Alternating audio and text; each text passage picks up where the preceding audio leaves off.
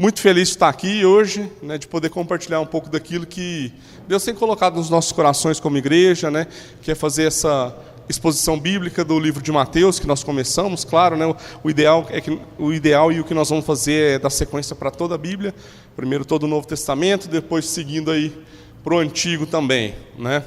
E nós vamos, nessa noite, tratar do capítulo 16 de Mateus. Esse é um capítulo interessante, né, onde a gente vê que Jesus ele ensina algumas coisas em algumas nuances diferentes do que nós tínhamos visto antes, porque até esse momento Jesus ele ainda não tinha falado muito sobre a sua crucificação, né, e aqui ele começa a falar de uma maneira mais clara aos seus discípulos, né, então ele se revela como Messias e a gente vai ver um pouquinho dessa história no decorrer desse capítulo, né. Eu queria pedir um favor, Narlo, tem jeito de ler aí para nós? Né? Vamos ler o capítulo inteiro, 16. E, chegando-se os fariseus e os saduceus para o tentarem, pediram-lhe que lhes mostrasse algum sinal do céu. Mas ele, respondendo, disse-lhes: quando é chegada a tarde, dizeis, haverá bom tempo, porque o céu está rubro. E pela manhã, hoje haverá tempestade, porque o céu está vermelho, sombrio. Hipócritas, sabeis diferenciar a face do céu e não conheceis os sinais dos tempos? Uma geração má e adúltera pede um sinal, e nenhum sinal lhe será dado, senão o sinal do profeta Jonas. E, deixando-os, retirou-se. E passando seus discípulos para outra banda, tinham-se esquecido de fornecer-se de pão. E Jesus disse-lhes: adverti e acautelai-vos do fermento dos fariseus e saduceus. E eles arrazoavam entre si, dizendo: é porque não fornecemos de pão.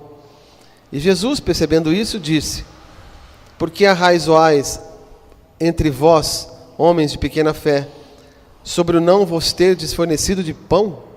Não compreendeis ainda, nem vos lembrais dos 5 pães para 5.000 homens, e de quantos cestos levantastes? Nem dos 7 pães para 4.000, e de quantos cestos levantastes? Como não compreendestes que não vos falei a respeito do pão, mas que vos guardasseis do fermento dos fariseus e saduceus?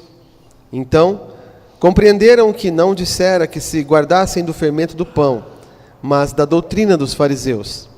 E, chegando Jesus às partes da Cesareia de Filipe, interrogou os seus discípulos, dizendo: quem dizem os homens ser o Filho do Homem? E eles disseram: uns, João Batista, outros Elias, e outros Jeremias ou um dos profetas. Disse-lhes ele: e vós, quem dizeis que eu sou?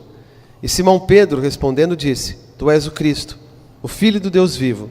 E Deus, respondendo, disse-lhe: bem-aventurado és tu, Simão Barjonas, porque não foi carne e sangue que te revelou, mas meu Pai que está nos céus. Pois também eu te digo que tu és Pedro, e sobre esta pedra edificarei a minha igreja, e as portas do inferno não prevalecerão contra ela. E eu te darei as chaves do reino dos céus, e tudo o que ligares na terra será ligado nos céus, e tudo o que desligares na terra será desligado nos céus. Então mandou aos seus discípulos que a ninguém dissesse que ele era o Cristo. Desde então, começou Jesus a mostrar aos seus discípulos que convinha ir a Jerusalém e padecer muito dos anciãos e dos principais dos sacerdotes e dos escribas, e ser morto e ressuscitar ao 3º dia. E Pedro, tomando-o de parte, começou a repreendê-lo, dizendo: Senhor, tem compaixão de ti, de modo nenhum te acontecerá isso. Ele, porém, voltando-se, disse a Pedro: para trás de mim, Satanás, que me serves de escândalo, porque não compreendes as coisas que são de Deus, mas só as que são dos homens. Então disse Jesus aos seus discípulos: se alguém quiser vir após mim, renuncie-se a si mesmo, tome sobre si a sua cruz e siga-me. Porque aquele que quiser salvar a sua vida, perdê-la-á, e quem perder a sua vida por amor de mim, achá-la-á. Pois que aproveita o homem ganhar o mundo inteiro, se perder a sua alma? Ou que dará o homem em recompensa da sua alma? Porque o Filho do Homem virá na glória do seu Pai, com os seus anjos, e então dará a cada um segundo as suas obras. Em verdade, vos digo que alguns Há dos que aqui estão que não provarão a morte, até que vejam vir o Filho do Homem no seu reino. Amém. O interessante aqui é que a gente vê muitos versículos que geralmente a gente escuta ele isoladamente. Então agora a gente vai ver ele dentro de um contexto para a gente compreender um pouco melhor do que seria o seu significado, e a importância que tem dentro de cada uma das histórias. Então aqui nós dividimos esse capítulo em 4 partes para a gente poder dar uma analisada melhor, de uma forma mais profunda, ok? Então a primeira parte, nós temos aí que os fariseus e os saduceus, eles pedem o quê? Um sinal, para Jesus. E aí nem bem Jesus ele regressa, ele volta lá para Galileia, que é o que a gente vai ver a partir daqui, Os fariseus e os saduceus, eles estavam lá prontos para quê? Para pedir isso, E eles eram declarados assim, inimigos de Jesus, inimigos do Evangelho, E é bem interessante a gente ver. Por quê? Por que eles queriam fazer esse pedido? Para que eles pudessem desacreditar, todo o ministério de Jesus.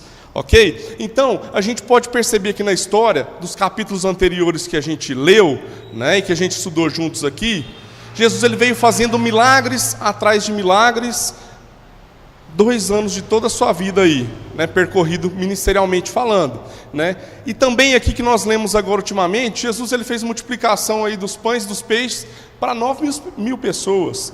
Então, eles queriam ver aí um milagre, mas na verdade Jesus já tinha feito vários outros. Ou seja, queria que seja algo que fosse do agrado e do coração deles, na hora que eles quisessem, do jeito que quisessem. Parecido com alguém?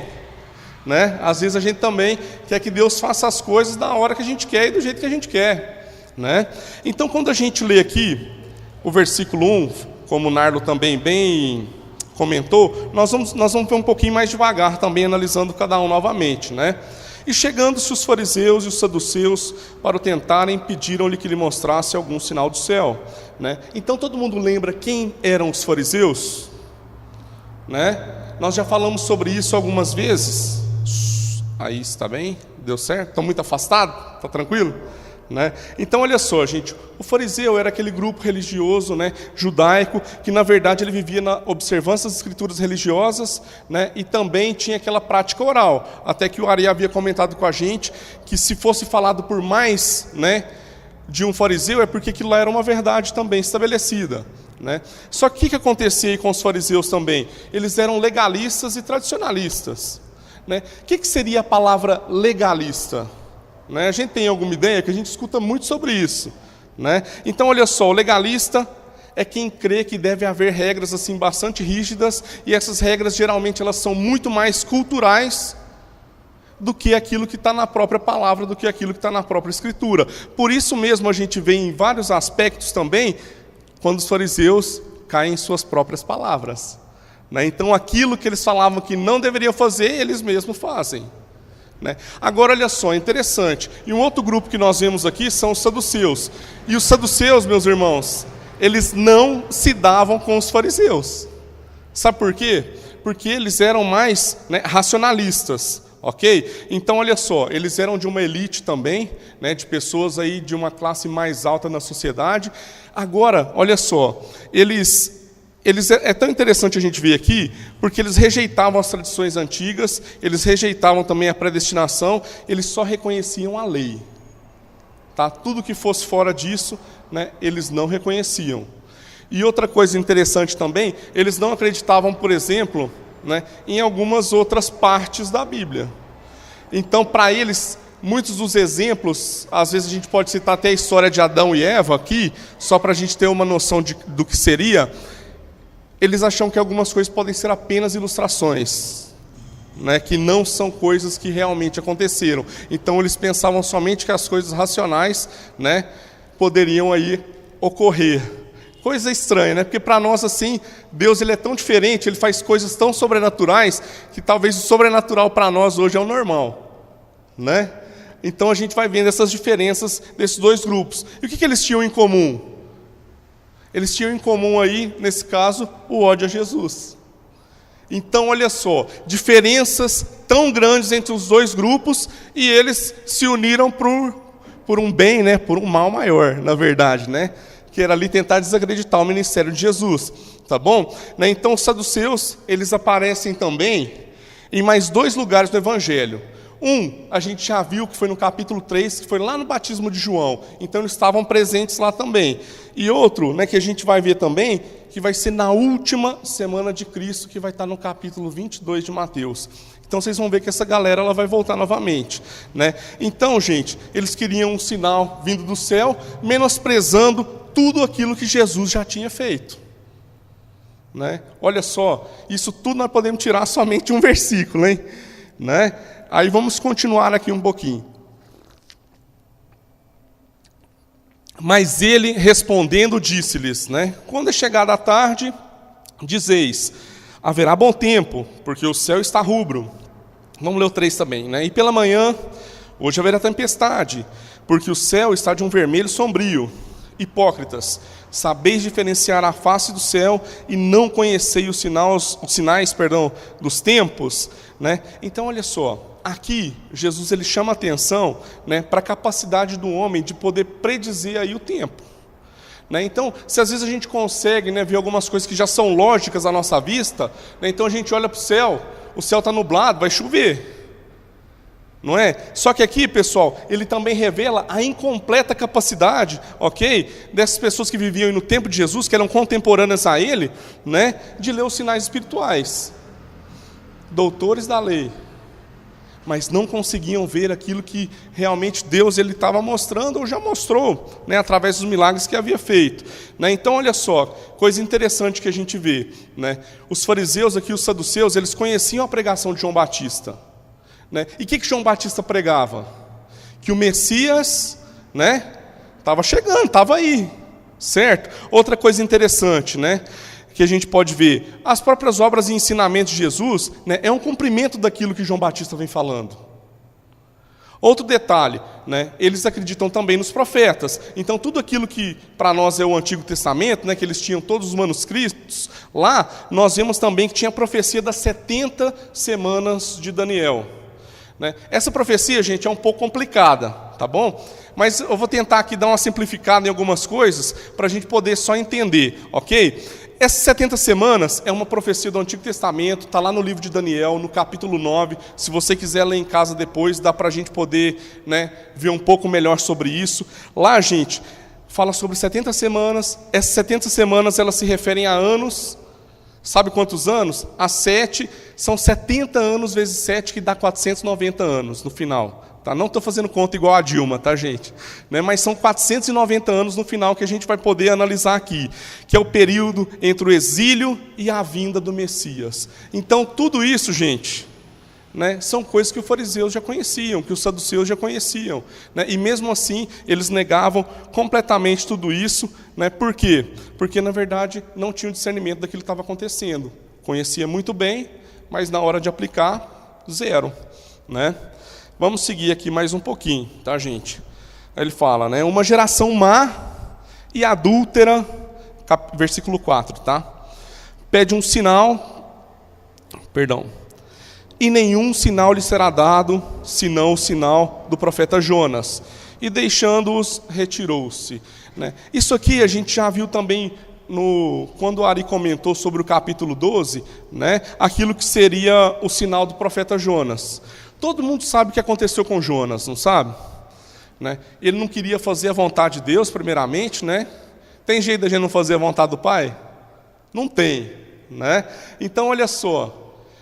Aí a gente sabe toda aquela história que ele é jogado para fora lá do barco, né? Porque lançaram sorte sobre ele e tudo. E aí um peixe grande o engole.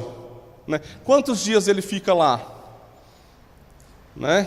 A gente sabe aí que é um tempo longo, né? São praticamente o mesmo tempo que a crucificação de Jesus. Ok? Por isso que ele relaciona muito que essa geração ele não vai ver senão o sinal de Jonas. Estava falando sobre a própria crucificação. Que esse seria um sinal também, né, de que Jesus, né, ele iria ser morto, sepultado, né, e ao terceiro dia ele ressuscitaria. Tá bom? Olha só. Aí nós temos duas nuances também para analisar aqui com relação a esses 3 dias, né? Certo, que também falam sobre 72 horas. Uma, né, é que, na verdade, fala que seria parte do dia de sexta, parte do sábado e domingo, né? E outros seria a partir da quinta-feira, porque vocês lembram que o Ari falou também das vigílias, os finais dos dias, né? Então era quinta, sexta e o final do sábado, né? Então são esses detalhes que a gente vai ver muitas vezes, tem essas duas partes históricas que falam sobre isso, né? Então era uma referência aí à ressurreição, né, do corpo de Cristo, tá? E esse era o grande sinal que apontava aqui, no caso, que é o sinal de Jonas. Tudo bem, gente? Tranquilo? Então olha só, né? Muitas vezes nós também pedimos, né, vários tipos de sinal para Deus.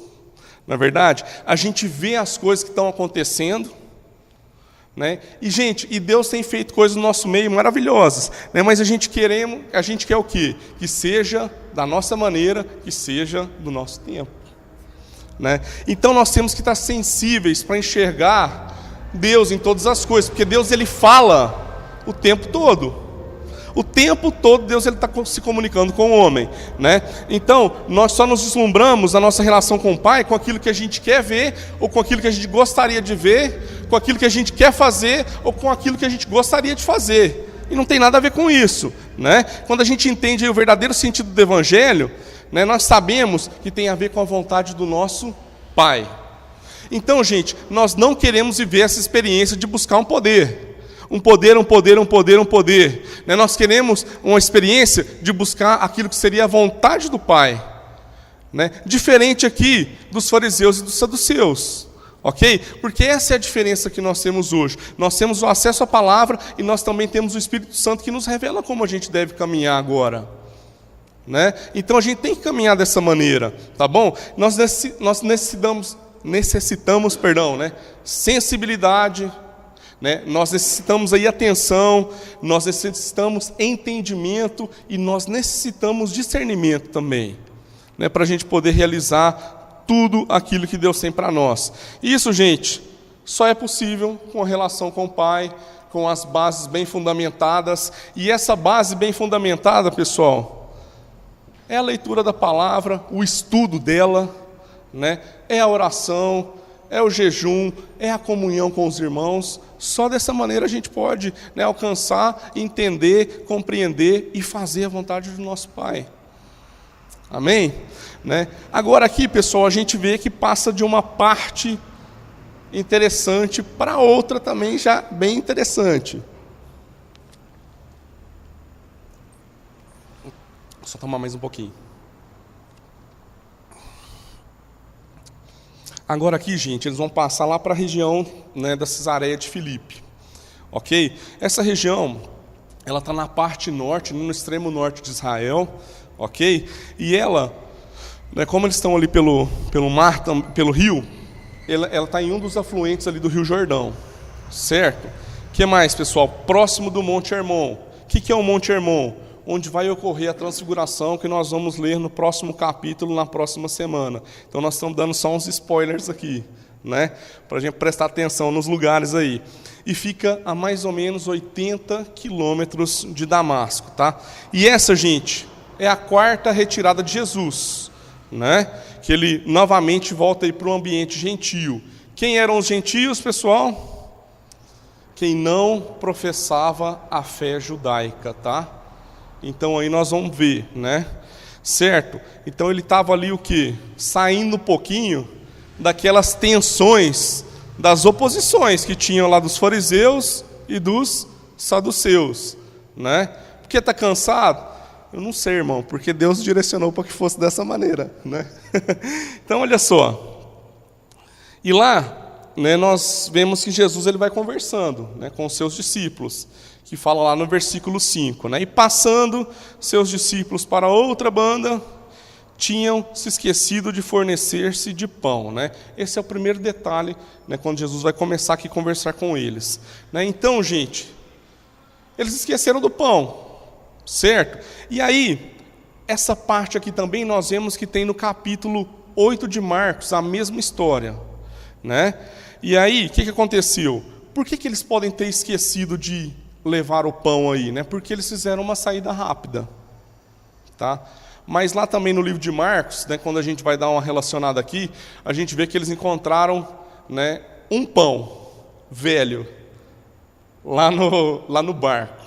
Né? Então, olha só que interessante. Né? E aí fala assim, e Jesus disse-lhes, né? Adverti e acautelai-vos do fermento dos fariseus e saduceus. Né? Então aqui, pessoal, a palavra fermento é uma das coisas que também a gente analisou anteriormente. O que seria o fermento, gente? Ele tem simbolismo com o quê? Né, que a gente estudou. Lembra quando a gente viu as parábolas também? Né, ele tinha simbolismo com o mal. Né? Certo, gente? Aqui, Cristo usou, né, esse mal referindo-se à doutrina, né, dos fariseus, ok? Dos saduceus, de Herodes, né? Por quê? Porque elas eram nocivas, tá bom? Né? Então, olha só, nós vemos que os fariseus e os saduceus, né, Herodes, todo mundo eles tinham grande influência dentro da sociedade, né? Então, o que Jesus queria ali? Na verdade, que eles não fossem influenciados, né? Por isso, tá bom? Que é o inimigo aqui em questão, né? Vamos seguir aqui para o versículo 7, tá? Falam assim, né? E eles arrazoavam entre si, dizendo, é porque não nos fornecemos de pão, né? Então está achando que é sobre pão ainda, né? E Jesus, percebendo isso, disse, por que arrazoais entre vós, homens de pequena fé, sobre o não vos terdes fornecido de pão? Não compreendeis ainda, nem vos lembrais dos 5 pães para 5.000 homens? E de quantos cestos levantastes? Nem dos 7 pães para 4.000? E de quantos cestos levantastes? Como não compreendestes que não vos falei a respeito do pão, mas que vos guardasseis do fermento dos fariseus e saduceus?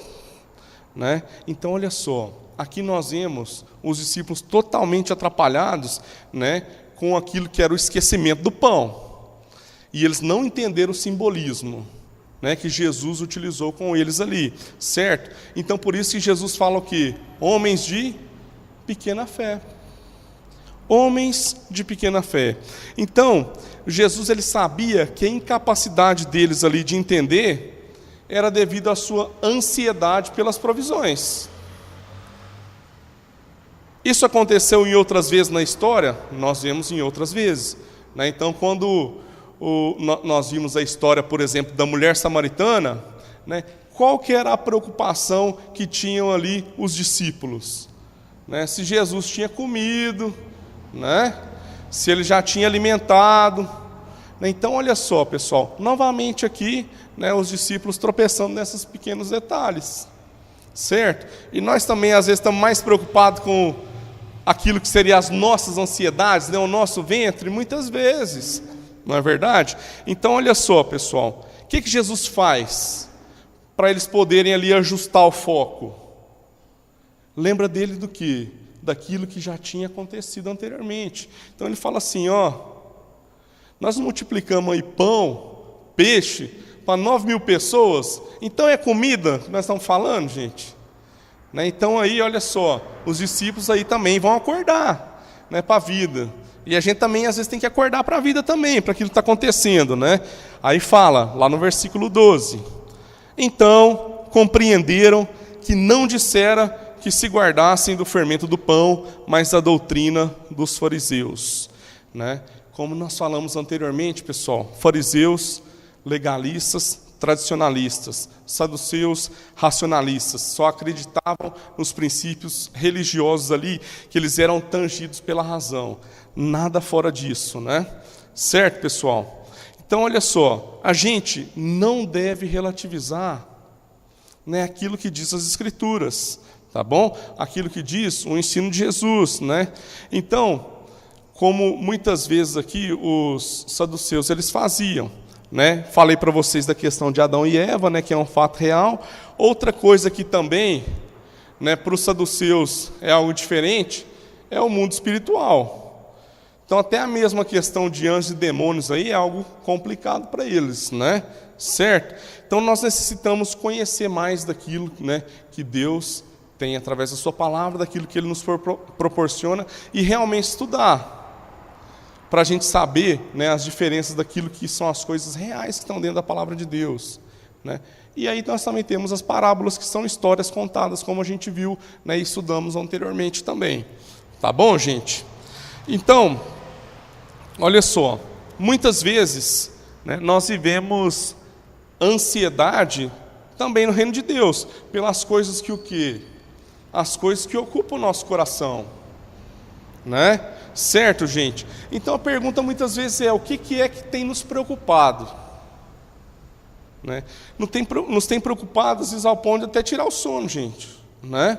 Certo? Nesse momento, gente, o que nós devemos fazer? Assim como a gente viu no exemplo aqui de Jesus, nós temos que recordar, né, as coisas que Deus já fez, as coisas que Ele já deu por nós, que foi a sua vida, que Ele se entregou, né? O resto, pessoal, é tudo brinde aqui nessa vida. Então, o mais precioso que Jesus tinha para entregar, Ele já entregou por nós, né? E às vezes, gente, as coisas que estão no nosso coração são preocupações lícitas, tá? Nós não estamos falando que seus problemas não são problemas que realmente sejam problemas, né, para vocês, entenderam o que eu quis dizer, né? Certo? Mas olha só, às vezes eles roubam muito o nosso tempo também, das coisas que a gente poderia, desfrutar na presença de Deus, né? Então, mesmo às vezes a gente relacionando com Jesus, Ele estando aí presente na nossa vida, né, tendo entendido aquilo que Ele quer comunicar, né, a gente continua às vezes da mesma forma, tá bom? A gente já vê a provisão que Deus deu anteriormente, né, e a nossa preocupação ainda é encher o ventre, né? Então, quais são os ensinamentos que Deus tem derramado sobre a nossa vida, né? O que Deus tem falado aí constantemente com a gente, pessoal? Certo? Né? E o que nos impede de entender essas coisas? Hoje eu estava pensando bastante sobre isso, né? Que às vezes a gente é impedido de entender também algumas coisas. Por quê? Porque nós temos afã demais, ansiedade demais. Certo? E isso às vezes tira a nossa razão mesmo, né? Então, eu lembro quando a gente veio mudar para cá, né, pro Brasil de volta, a pergunta, gente, que ficava na minha mente, né? Certo? E agora? Né, como que vai ser? Né? Será que vai dar certo? Né, tá dando. Né, tá dando certo, gente, ok? Né, porque vai dar certo, se é de Deus vai dar certo, né? Talvez não é da maneira que a gente imagina o certo, né? Mas é o certo de Deus, que é muito melhor do que o nosso.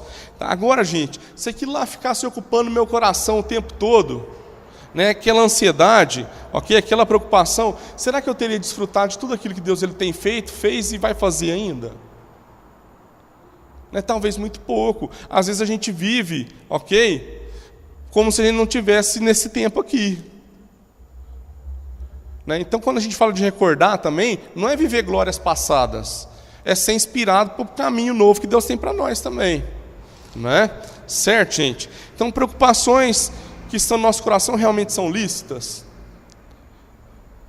Né? Então, onde que eu devo colocar o meu maior foco? Né? Nós temos que colocar, né, em Jesus.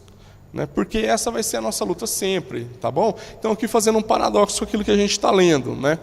Agora, para a gente avançar um pouquinho na história, né, aqui vem uma das partes, para mim, né, mais interessantes também que a gente pode analisar. Né? Fala assim, ó, e chegando no versículo 13, né? Jesus, às partes de Cesareia de Filipe, interrogou os seus discípulos, dizendo, né, quem dizem os homens ser o filho... Quem dizem os homens ser o filho do homem? Né?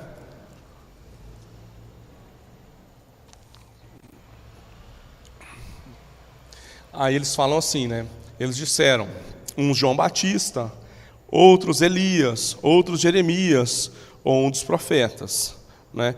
Então aqui, pessoal, quando a gente vai dando uma analisada, ele estava nas regiões ali de Cesareia, né? Onde ele estava mais ou menos especificamente? Não fala que ele estava dentro da cidade, tá? Fala aproximadamente 25 milhas, que dá uns 40 quilômetros mais ou menos, ok? Ao norte lá do Mar da Galileia, né?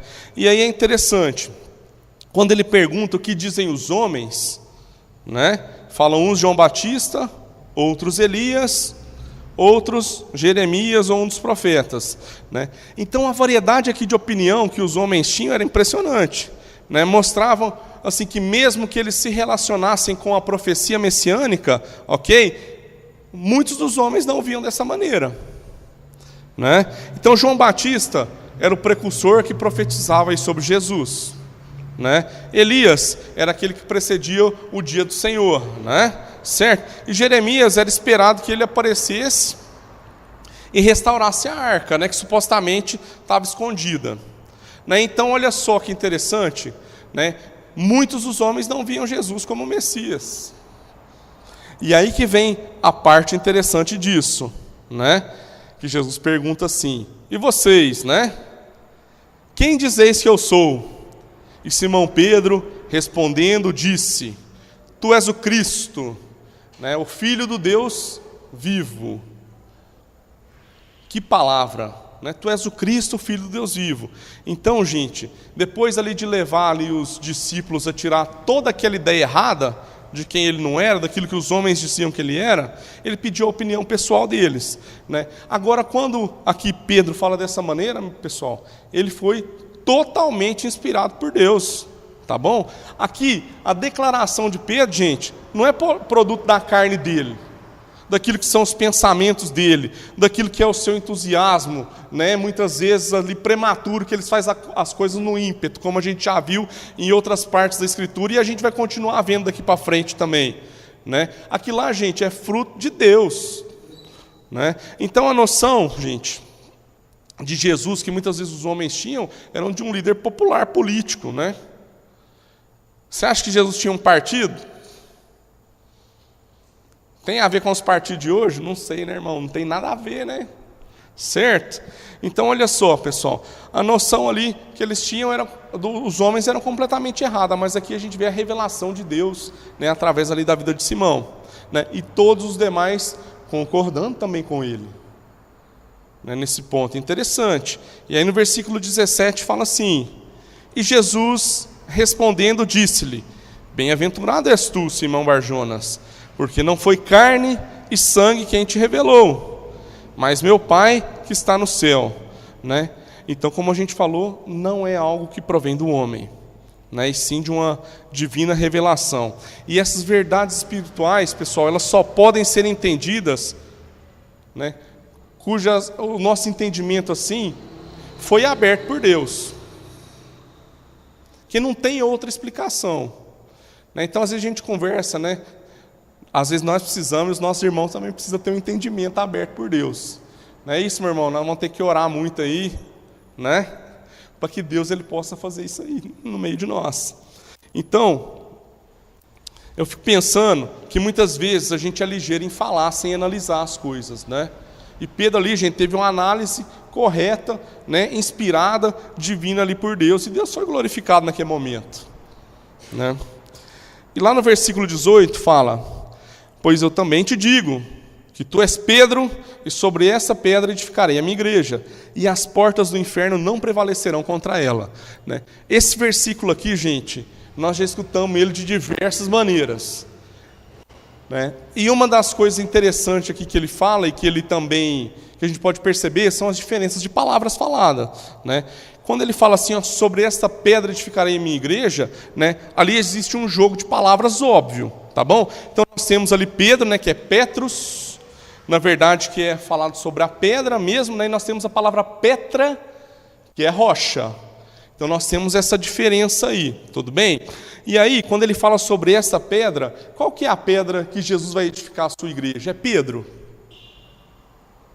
Não é Pedro, gente, tá bom? Aqui ele está falando que ele vai edificar a sua igreja na verdade que Pedro confessou com a sua boca, de que ele era o quê? O Cristo, o Filho do Deus vivo. Olha só que interessante, né? Então, às vezes, o entendimento ele passa despercebido por realmente, às vezes, a gente não compreender aquilo que a Escritura ela quer dizer, né? Então, a divindade de Jesus, gente, é o alicerce sobre o qual a gente deve construir toda e qualquer outra coisa, né? Certo? É ali que a igreja se assenta, é ali que é o credo fundamental aí todo o cristianismo, né, de toda a cristandade, tá bom? E esse é o significado inconfundível dessa linguagem. Não tem outro significado, ok? Né? E quando fala lá que as portas do inferno não prevalecerão, gente, né, nós temos uma palavra também que a gente pode ver no grego, que é o Seol, né, que é o reino dos mortos, né, que é a entrada para o Hades. Alguma das Bíblias também menciona isso aí, né? Que geralmente é a morte. Tá bom, gente? Então, ali quer dizer que a igreja de Cristo, que ela seria inaugurada ali no Pentecostes, que vai acontecer ali também no livro de Atos, né? Certo? Ela não ficaria mais na dependência da morte. Ok? Da morte física. Por quê? Porque a ressurreição, ela ia garantir, né, a ressurreição de todos os crentes, por mais que eles já tivessem morrido também anteriormente. Tá bom? Certo? E às vezes essa figura das portas do inferno é interessante, né? Porque a gente imagina, né, muitas vezes as portas do inferno não prevalecerão, a gente acha que os demônios estão vindo atacar a gente. Né? Talvez a gente até imagine na porta da igreja a gente segurando aqui, né, para os demônios não entrarem. Mas é o contrário, meu irmão. Nós estamos indo lá arrebentar com tudo e dizer que a morte não tem mais poder, né? Que agora Jesus ele vai se entregar como sacrifício, né? E ele não tem mais poder sobre nós, sobre a morte, né? Por isso que fala lá sobre tomar a chave das mãos do diabo, também tem aquela expressão que a gente vai vendo, né, dentro da palavra também, certo? Ok, pessoal? Aí fala assim, né? E eu te darei as chaves do reino dos céus, e tudo que ligares na terra será ligado nos céus, e tudo que desligares na terra será desligado nos céus, né? Esse versículo tem mais para frente também, né, que a gente vai poder perceber aí de uma forma, né, em um contexto bem parecido com esse, né? O que significa esse tudo que ligar na terra será ligado nos céus? É aquilo que eu orar, concordar com o meu irmão, né, Deus vai fazer? É isso que diz a palavra? Né? Muitas vezes a gente enfoca nesse contexto, mas se a gente entender aquilo que diz aqui a palavra de Deus, não tem nada a ver com aquilo que muitas vezes a gente aprendeu, né? Ele tem outro sentido, tá bom? Né? Aqui, pessoal, ele fala que Pedro, ele abriu a porta da salvação, né? Que a morte agora não teria mais poder sobre nós. Então aqui estava falando também a respeito dos nossos pecados. É interessante a gente analisar isso aqui, tá bom? Então ali a autoridade ela foi outorgada a Pedro, né, foi dada a Pedro, mas depois ela também foi dada aos demais apóstolos, que nós vemos no capítulo 18, no versículo 18 também, tá bom? E fala assim, né, que eles poderiam fazer isso de ligar na terra e será sido ligado nos céus, no sentido de poder declarar o perdão da parte de Cristo. Tá bom? Essa é a parte interessante, né? Então significa ali a autoridade para abrir, né? Certo, gente? Então o que ligares na terra, essa parte da responsabilidade foi concedida a todos os discípulos, que foram depois também habilitados, né, para essa tarefa que a gente vê também em João 20, né? Ok? E é uma explicação ali, pessoal, que significa o cancelamento e a retenção de pecados, tá? Né? E também faz ali o anunciamento, né, de que a aceitação confere o desligamento da culpa do pecado. Então já não há mais culpa sobre nós, né? Então não tem nada a ver com aquele outro sentido que muitas vezes a gente pensava que era. Por quê? Porque muitas vezes a gente foi ensinado dessa maneira, não é? Certo? Aí lá no versículo 20, fala assim: então mandou aos seus discípulos que a ninguém dissesse que ele era o Cristo.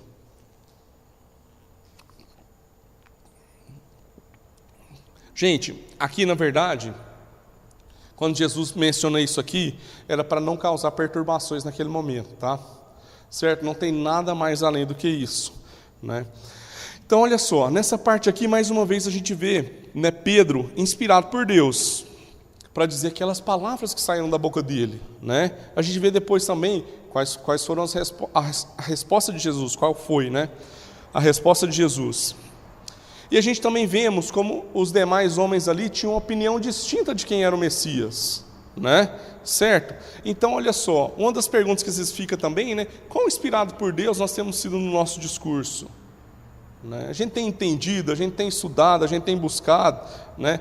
O nosso discurso, ele defende ou ele revela, talvez, mais aquilo que está no nosso coração ou mais aquilo que está no coração de Deus?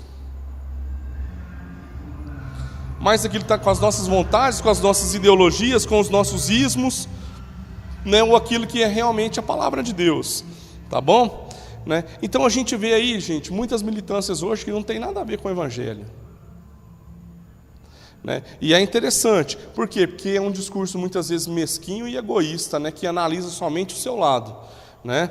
E aí, pessoal, qual tem sido a rocha onde a gente realmente tem afirmado os nossos discursos? Tem sido Cristo ou tem sido o que eu penso? Tem sido aquilo que está no meu coração? Tem sido aí na rocha inabalável, né? Que não se move, né? Onde nós temos aí fundamentado a nossa vida, tá bom? E aí, gente, é interessante, porque nós vamos necessitar de mais cristãos engajados, né, em todas as áreas da sociedade. Então, por exemplo, pessoal, nós não queremos um médico cristão, nós queremos um cristão que seja o melhor médico que ele puder ser. Nós não queremos um político cristão, nós queremos um cristão que seja o político que vai fazer realmente diferença. Porque às vezes, gente, os valores que estão no nosso coração não é aquilo que está na palavra de Deus, né? Então, antes de ser cristão, nós somos outras coisas. Nós militamos outras coisas, né? Então, isso é o que a gente tem que ver. E aí, pessoal, nós vamos caminhando para o final, né? E o final aqui é interessante, porque aqui Jesus ele vai falar sobre a sua morte e sobre a sua ressurreição. Até esse momento aqui da história, né, Jesus ele ainda não tinha falado muito sobre a sua crucificação, certo? Né? E a partir de agora, ele queria que seus discípulos entendessem tudo isso, né? Que eles queriam que os discípulos tivessem clareza com as coisas que iriam acontecer, certo? Então, gente, olha só, entre a confissão aí feita por Pedro, né, e a chegada aí em Jerusalém, que nós vamos ver analisado aqui para frente, Jesus ele contou que ele seria morto em pelo menos 5 ocasiões. Tá? 4 delas vão estar descritas aqui no Evangelho de Mateus também, e uma delas que vai estar descrita no Evangelho de Lucas, né? Quando que ele falou sobre isso? Ele falou depois da confissão de Pedro, né, que foi agora, certo? Mateus aí 16, 21. Depois da transfiguração, vai estar lá em Mateus 17. Ele fala depois da cura de um endemoniado também, que vai estar lá em Lucas 9, tá bom? Ele fala também enquanto ele atravessava a Galileia, que também está no capítulo 17 de Mateus, e ele também fala lá perto de Jerusalém. Né? Então é interessante a gente ver, né, que agora ele intensifica falar mais sobre isso com seus discípulos. Para quê? Para prepará-los para aquilo que iria acontecer. Né? É interessante a gente analisar essas coisas da história, né? Então olha só, vamos lá para o versículo 21. Fala assim, ó, desde então começou Jesus a mostrar aos seus discípulos que convinha ir a Jerusalém e padecer muito dos anciãos e dos principais dos sacerdotes e dos escribas, e ser morto e ressuscitar ao 3º dia, né? Então, gente, olha só, Jesus ele tinha ali um núcleo de seguidores, né? Pessoas que verdadeiramente criam nele como Messias, né? Aquele que havia de vir, né? E aí, gente, ele entrou em um período aí explícito de ensinar sobre essas coisas que iriam suceder, certo? Que ele iria ser morto, mas que ele também iria ressuscitar, né? Então ele falava claramente sobre isso. E aqui quando ele fala o 3º dia, gente, equivale a depois de 3 dias, né? Então por isso que às vezes a gente faz as contas, até que nós mencionamos anteriormente também, 72 horas aí, né? Ok? Aproximadamente, né? Então fala assim, ó, e Pedro, no 22, tomando-o de parte, começou a repreendê-lo, dizendo, Senhor, tem compaixão de ti, de modo nenhum te acontecerá isso, né? Então olha só, gente, esse protesto de Pedro aqui também, né, quando ele fala tem compaixão de ti, era uma expressão idiomática lá da época. Fala assim, ó, Deus tenha misericórdia de ti e te poupe. Esse é o significado, né? Esse era o discurso que Pedro estava falando ali agora, tá bom? Então olha só, né? Agora a gente vê, quando a gente vai viver com Cristo, meu irmão, não tem nada que nos poupa, não. O couro vai comer mesmo, né? Certo? Muitas vezes, tá bom? Lá no Peru tem uma igreja evangélica, tá bom? Que o slogan dela é pare de sofrer, né? Então você vem e para de sofrer. Nós estamos falando aqui o contrário, né? Venha para sofrer com a gente um pouquinho as dores, né, dos irmãos, né, para que a gente possa aí, né, alcançar juntos, né, a salvação aqui e falar sobre ela, né? Certo? Olha só, lá no 23 ele fala: ele, porém, voltando-se, disse a Pedro: para trás de mim, Satanás, que me serves de escândalo, porque não compreendes as coisas que são de Deus, mas só as que são dos homens. O mesmo Pedro aqui, hein, gente? Olha só que interessante. Então ele fala: arreda Satanás, palavras iguais ao que ele disse, a Satanás mesmo, lá no capítulo 4, versículo 10. As mesmas palavras que ele usou para Satanás lá, ele usa para Pedro aqui. Olha só que interessante. Então, a gente vê que ele é pronunciado aí nessa situação semelhante, tá bom? Agora, gente, antes aí do Pentecostes, os 12 apóstolos, discípulos de Jesus, eles frequentemente vacilavam aí no discernimento espiritual, das coisas que aconteciam, aí também as partes carnais, e esse, gente, também costuma ser o nosso mesmo erro hoje, não é verdade? Vamos para o 24 aí, vamos caminhando para o final. Fala assim: então disse Jesus aos seus discípulos: se alguém quiser vir após mim, renuncie-se a si mesmo, tome sobre si a sua cruz e siga-me. Então, gente, olha só, esse é um versículo que a gente também utiliza bastante para ilustrar aquilo que foi o sacrifício de Jesus e aquilo que é uma vida com Jesus. Então, nós temos que negar aquilo que seriam os nossos desejos e as nossas vontades muitas vezes. Isso é o tomar a sua cruz, tá bom? Então, é uma figura muito conhecida, da morte e do sofrimento, tá? E Deus, gente, Ele não alivia nesse discurso aqui de tomar a sua cruz. Então, nós também não vamos aliviar. Agora, nós vamos aí carregar a nossa cruz, nós vamos servir os irmãos com tudo aquilo que nós temos, tá bom? Mesmo que isso signifique assumir um sofrimento, tá bom? E aí fala lá no 25, porque aquele que quiser salvar a sua vida, perdê-la-á, e quem perder a sua vida por amor de mim, achá-la-á. Então, gente, aquele que não está pronto para assumir aí os riscos que são envolvidos, nessa vida aí com Cristo, pessoal, de ser um discípulo, acaba perdendo a sua vida eternamente. Mas o contrário também acontece, Aquele que entendeu, nós vamos encontrar a nossa vida. Então, você já viu que às vezes tem pessoas que falam: não tem um sentido da vida? Nós temos um sentido da vida. Porque nós entendemos aquilo que nós devemos fazer, que é a vontade de Deus, o nosso Pai. Aí fala assim, pois, no 26, que aproveita o homem ganhar o mundo inteiro, se perder a sua alma? Ou que dará o homem em recompensa da sua alma? Aqui, pessoal, a palavra utilizada no grego eu não sei pronunciar, gente, psiqueu, acho que é assim mesmo que deve pronunciar. Essa palavra ela é utilizada tanto para a vida quanto para a alma, tá? Então, nesse sentido aqui, retrata na verdade as duas partes, tá bom? Então, de que adianta aí, perder sua vida com a sua alma, tá?